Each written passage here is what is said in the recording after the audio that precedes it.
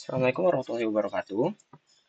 Jadi pada kesempatan kali ini saya akan mempresentasikan cara mendeployisasi web server kita dari project kita melalui Docker atau Linux, server Linux dengan web tersebut berbasiskan dengan framework Laravel. Pertama-tama, kita siapkan dulu dua mesin. Mesin satu sebagai controllernya dan mesin kedua sebagai node-nya atau server tujuannya. Jadi di master controller ini fungsinya sebagai server atau node konfigurasi yang melakukan semua konfigurasi pendownloadan dependensi atau lebih tepatnya scriptnya di master controller ini atau di node controller ini dan dijalankan ke node 1 atau ke server tujuan kita. Untuk settingannya itu kita menggunakan dua adapter. Adapternya NAT yang pertama dan kedua host only. Sama dengan node 1 juga menggunakan NAT dan host only juga. Oke. Yang pertama kita perlu melakukan SSH copy ID terlebih dahulu yang berfungsi agar ketika kita melakukan konfigurasi, kita bisa melakukannya dengan passwordless tanpa harus memintakan password berulang kali. Dengan cara pertama-tama kita perlu setting IP kita dulu. Kita harus berada di settingan IP yang sama. Di sini saya sudah setting untuk controller saya itu menggunakan IP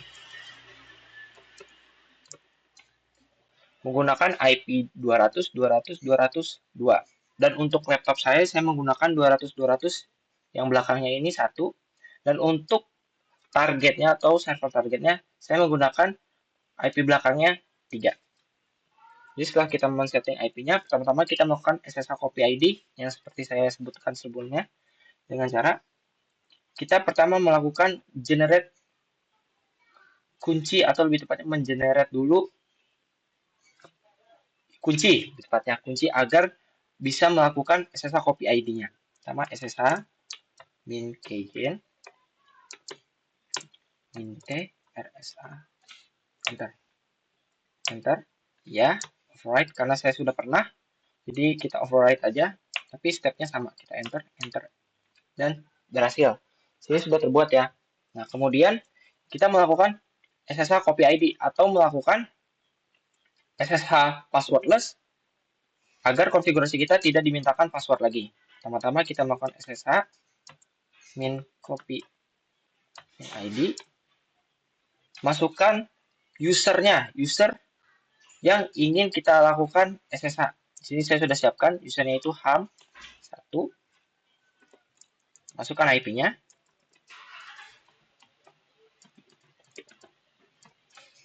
kita enter, kita masukkan passwordnya, dan number of keys is added. Nah, cara mengetesnya itu pertama-tama kita coba dulu SSH, kita lakukan SSH dulu.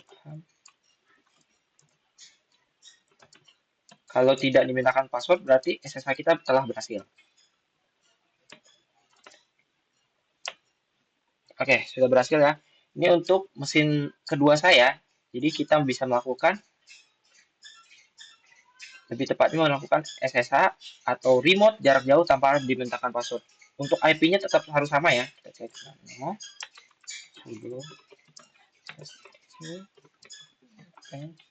Nah, di sini seperti saya bilang tadi, untuk IP-nya itu saya menggunakannya di network yang sama, tapi untuk IP belakangnya itu berbeda. Yang IP controller itu 2, laptop 1, dan untuk target node target kita itu menggunakan 3. Kita exit. Jika terjadi ada kendala, kita tidak bisa melakukan SSH, kita lakukan dulu vsudo. Kita cek di vsudo dan tambahkan user untuk agar benar-benar bisa melakukan SSH dengan passwordless dan melakukan konfigurasi apapun secara passwordless. Kita tambahkan yang di paling bawah itu nama user, seperti komen yang sudah saya buat, no password, tik 2 all. Kita Ctrl X, enter. Nanti dia otomatis kita melakukan apapun akan passwordless. Lebih tepatnya remote server itu akan passwordless. Oke. Nah, di sini saya sudah siapkan untuk semua config-config yang kita butuhkan. Kita change directory dulu.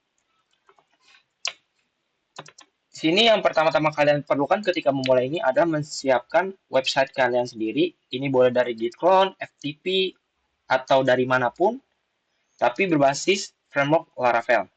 Di sini saya menggunakan web server engine X, bisa menggunakan Apache juga, tapi karena saya menggunakan engine X, jadi akan ada tambahan, lebih tepatnya file tambahan untuk engine X. Ada inventory sebagai penentu target ketika kita melakukan playbook atau lebih tepatnya tugas. Jadi kita tahu target kita mau ditembak atau mau dilakukan tugas ini ke server atau node mana nih. Dockerfile ini sebagai pendownload dependensi, service, dan lain sebagainya. Docker Compose ini sebagai konfigurasi Docker kita nanti, dan deploy Laravel ini sebagai penjalankan tugasnya. Nah, step pertama itu, setelah kita mengcopy website kita, pertama-tama itu kalian perlu dulu yang namanya kita melakukan copy env, karena basicnya itu karena saya menggunakan git clone, jadi database-nya itu tidak, lebih tepatnya tidak ada .env-nya atau environment-nya, jadi hanya .env.copy, yang menyebabkan kita akan tidak bisa mengakses database-nya. Jadi kita ganti dulu, akhir ls minta. Oke, di sini karena saya sudah copy, simpelnya kalian tinggal lakukan cp.env.example, nanti kalian tulis di sini .env. Nanti kalian tinggal enter. Karena saya sudah melakukannya, jadi setelah kita copy, kita lakukan konfigurasi. Temanano.env. Oke. Di sini untuk up Laravel-nya saya menggunakan Laravel Abraham karena sesuai dengan tugas. Nah, di sini yang paling krusial itu adalah kita perlu menentukan DB password-nya itu dengan DB database-nya. Jadi nama database-nya dengan DB password-nya. Itu sangat krusial. Nanti di Docker atau lebih banyak konfigurasi kita ini harus sama, tidak boleh berbeda, karena kalau berbeda akan terjadinya tabrakan. Nah, di sini DB Maria Host ini agar database-nya itu tahu mau melakukan penamaan atau pemberian database itu kemana. Karena defaultnya env atau Laravel itu menggunakan MariaDB. Kalau kita hanya menuliskan MariaDB, kita tidak perlu mengkonfigurasi ini lagi atau menambahkan namanya lagi. Tapi karena saya menggunakan ada tambahan nama saya, jadi saya tambahkan nama saya agar tidak terjadi error atau connection refuse dari Laravel. Kita save, exit. Lalu kita kembali lagi ke semua file-file yang kita perlukan. Nah, hal yang pertama kita perlukan itu adalah melakukan, lebih tepatnya itu kita memerlukan inventory. Fungsinya apa? Agar kita bisa melakukan konfigurasi ini, tahu targetnya kemana. Nah, sini kita cek, karena sudah saya buat, jadi bisa diikuti. Di sini nama grupnya itu web server, dengan IP 200.200.200 tadi, karena kita sudah bisa SSH, dan untuk usernya itu, Ansible usernya itu adalah ham1. Setelah itu kalian tinggal Ctrl X, Y, Enter. Kemudian kalian melakukan ping dengan cara Ansible min i inventory, karena target kita inventory, apa nama grupnya. Jadi di inventory ini bisa kita taruh banyak grup ya, untuk web server, DB server, dan lain sebagainya. Karena saya hanya menggunakan satu, hanya perlu mengetes apakah bisa berkomunikasi. Jadi hanya menggunakan satu kelompok atau grup saja. Di sini saya tulis web server sesuai dengan di isi inventory ya. Di sini min m lalu ping. Kita tes. Oke, di sini sudah sukses ya. Jadi antara mesin kita, mesin kontrol atau mesin satu kita bisa berkomunikasi dengan mesin keduanya. Oke. Setelah melakukan inventory, kita lakukan konfigurasi untuk Dockerfile sebagai lebih tepatnya agar di mesin kontrol kita bisa melakukan paket-paket atau service-service yang dibutuhkan di Docker Compose kita dan di deploy laravel.yml kita. Dockerfile.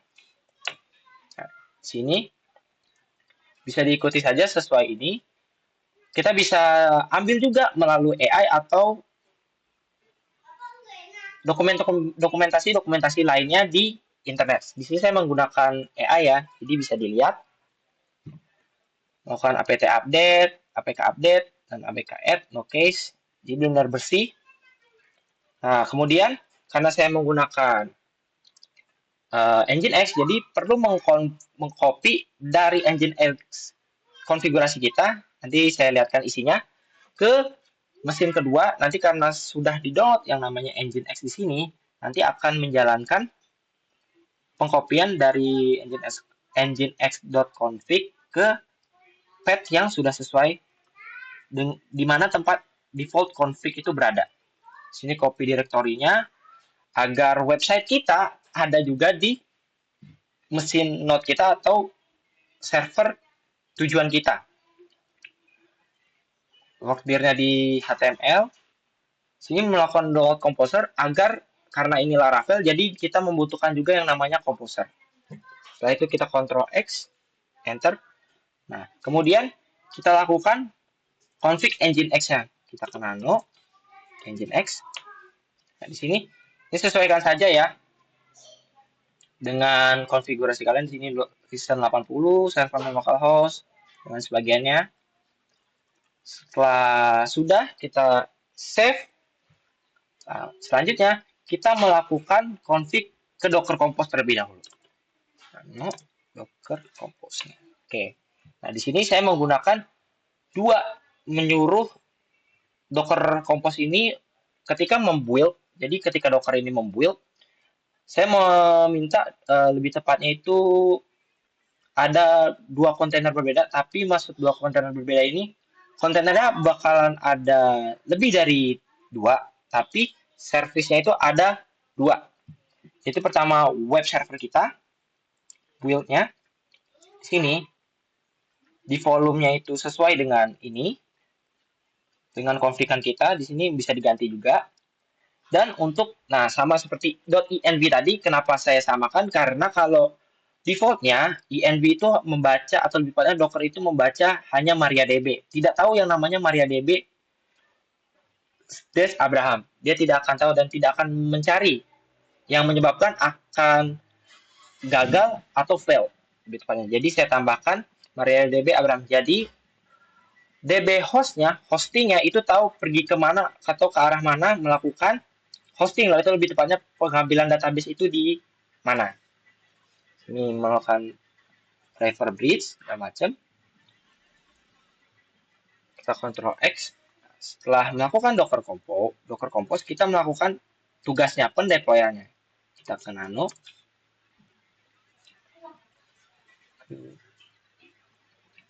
Ke deploy.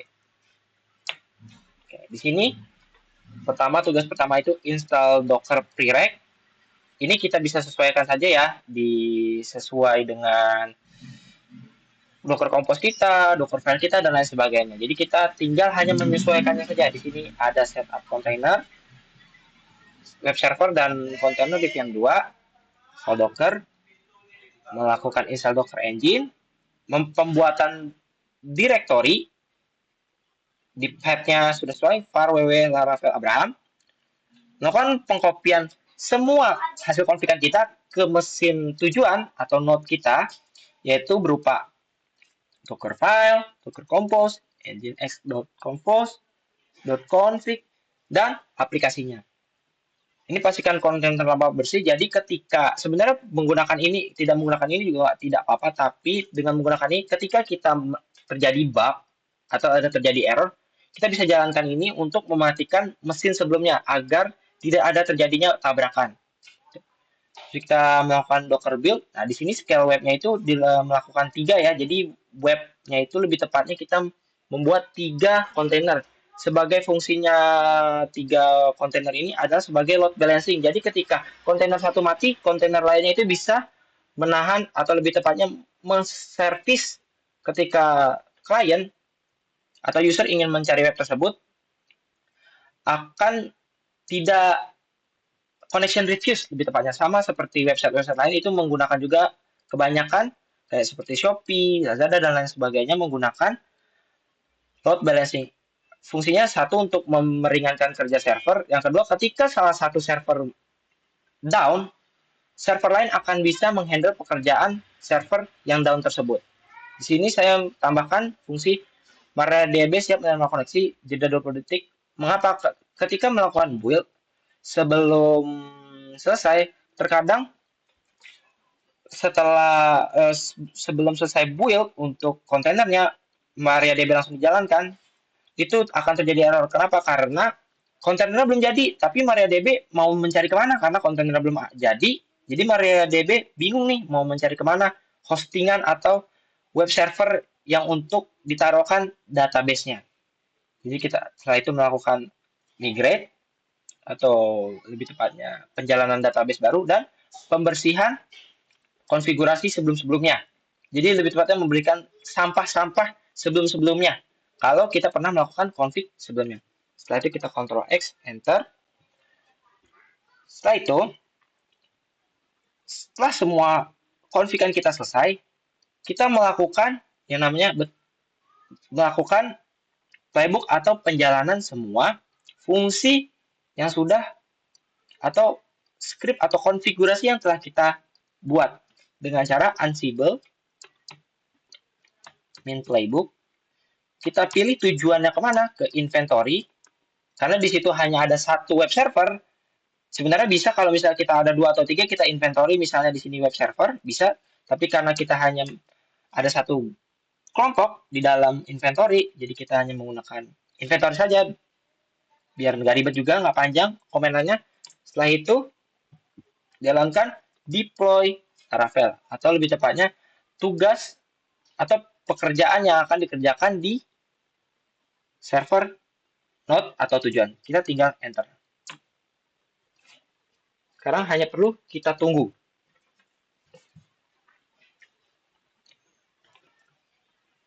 Oke, di sini sudah selesai untuk konfigurasinya. Sebelum kita bisa melakukan akses kepada website kita, kita perlu yang namanya melakukan install hub proxy. Nah, fungsinya apa? Nah, fungsinya tadi itu karena kita menggunakan load balancing, jadi dia ada 3 kontainer yang menjalankan service atau web server tersebut. Di sini bisa kita cek dari melakukan SSH lagi, SSH.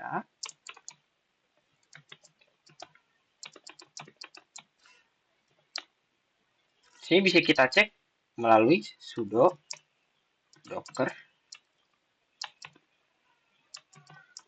ps book. Nah, di sini terlihat ya, kita ada 4 kontainer dengan 3 kontainernya itu adalah web server kita.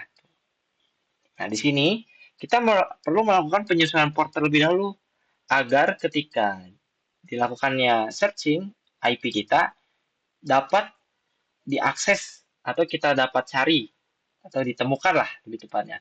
Kalau kita tidak melakukan konfigurasi itu akan bertuliskan 503 atau service atau server not found. Jadi tidak ditemukan arah jalur mau pergi kemana ini kita searchingnya karena 200 itu kan luas. Jadi makanya kita perlu menyesuaikan port. Jadi setelah kita ketahui berapa port kita yang ini, karena kalau defaultnya itu 80 untuk Nginx maupun Apache. Nah, untuk port dinamisnya itu bisa berbeda, 980.80.81 untuk web keduanya juga, web tiganya juga. Sini kesesuaian ya, di sini sesuai juga 1, 2, 3. Kita exit. Nah, di sini kita kalau belum pernah menginstal hproxy, kalian install dulu ya dengan cara apt install hproxy. Nah, karena saya sudah pernah menginstal, jadi sudah ada. Nah, kemudian kalian config dulu ke nano /etc/hproxy ke hproxy.config. Nah, secara default hproxy itu awal-awal kalian tidak ada ini. Ini kosong, jadi hanya seperti ini. Tapi kalian bisa mengikuti konfigurasi seperti ini untuk melakukan yang pertama default backend, load balancing-nya segala macam. Dan di sini kita setting untuk load balancing-nya. Nah, di sini untuk agar bisa diakses di port 80. Di sini kita sesuaikan untuk web 1 tadi 81, web 2 tadi 83, web 3 kita 82. Kita Ctrl X, Y, Enter. Kita restart sistem GTL, restart proxy ke service.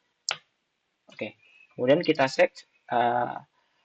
kita akses via web. Sini, Brave.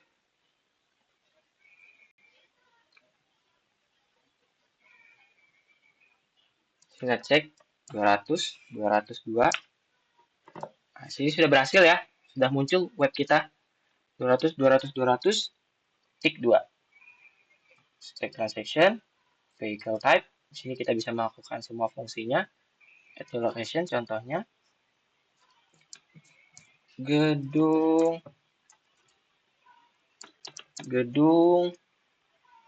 P. Dengan mas motorcycle 1, karya 1, truknya 1 atau order. Kita save location. Sini sudah tertambah ya, gedung P sudah berhasil. Kemudian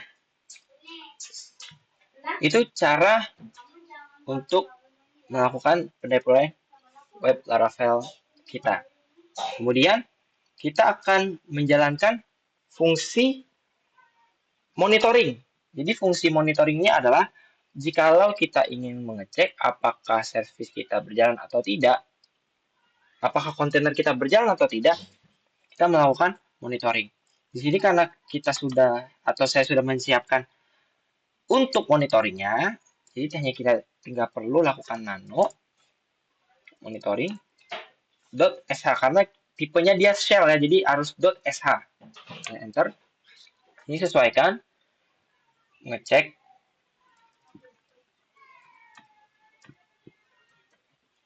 Sini kita sesuaikan dulu portnya.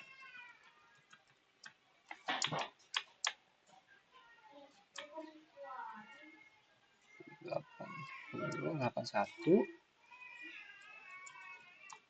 Ini port dinamisnya 80, 82, 80, 83. Sini sudah kita sesuaikan for import. Ini kalian bisa cari dokumentasinya atau bisa minta dari AI. Setelah selesai, kalian Ctrl X, Y, Enter. Kemudian kalian melakukan chmod atau penambahan fungsi agar monitoring.sh ini bisa kita jalankan atau ya lebih tepatnya kita jalankan dengan cara chmod plus X ke monitoring.sh. Nah, jadi kita tinggal ls min l, kita lihat di sini untuk monitoring.sh-nya udah bisa execute ya, bukan hanya read write execute read write. Jadi sudah bisa sebagai directory atau routing kita udah bisa melakukan eksekusinya. Oke. Selanjutnya kita lakukan eksekusinya dengan titik slash monitoring. Nah, di sini sudah up ya. Kontainer pada port 80 itu up, sudah berhasil. Bagaimana kalau misalnya terjadi down atau tidak bisa, atau lebih tepatnya kontainer kita down? Caranya kita coba dulu ke SSH dulu. Kita matikan dulu untuk fungsi kontainernya. Kita downkan dulu. 200 gitu. Ini kita CD, kita ubah CD, kita keluar karena sesuai path directory-nya. Sini kita sudah docker paste lagi. Nah, di sini coba kita down-kan dulu, atau lebih tepatnya kita matikan dulu untuk 3 service ini. Oke. Sudo compose ya. Oke. Sini udah kita hilang atau hapuskan ya. Docker ps lagi. Ini sudah tidak ada ya. Sebelum kita exit, coba kita lakukan lagi yang namanya monitoring lagi. Monitoring. Oke, di sini jelas ya perbedaannya. Di sini down dan sebelumnya itu adalah up. Oke, mungkin sekian itu presentasi video dari saya. Kurang lebihnya mohon maaf. Wabillahi taufiq wal hidayah. Wassalamualaikum warahmatullahi wabarakatuh.